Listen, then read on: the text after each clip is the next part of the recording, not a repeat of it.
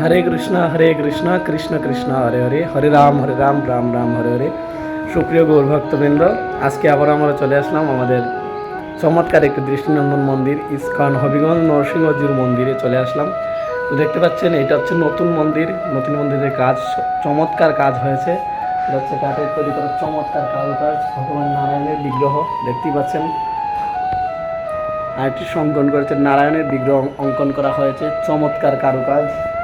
এই হচ্ছে ইস্কন মন্দির, আপনারা অবশ্যই আসবেন। এখান থেকে বিভিন্ন দূর দূরান্ত থেকে ভক্তরা আসে সেই মন্দির দর্শন করার জন্য। দেখুন এটা হচ্ছে আমার পিছনে যেটা দেখতে পাচ্ছেন, এটা শিব মন্দির। চমৎকার একটি ভিউ, চমৎকার একটি পরিবেশ, মনোমুগ্ধকর। এখানে আসলে আপনার নিশ্চিত আমি গ্যারান্টি দিতে পারি আপনার মন ভালো হয়ে যাবে। অনেক দর্শনার্থীরা সেখানে আসেন, দেখতেই পাচ্ছেন সবাই ফটোশ্যুট করার জন্য এবং সকলে দর্শন করার জন্য চলে আসেন। চমৎকার একটি মন্দির।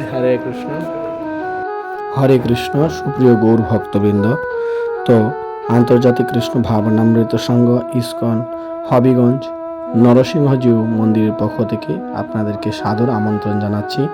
আপনারা অবশ্যই অন্তত একবার হলেও সেই নতুন মন্দিরটি দর্শন করতে আসবেন। আশা করি আপনাদের ভালো লাগবে। হরে কৃষ্ণ, হরি বল।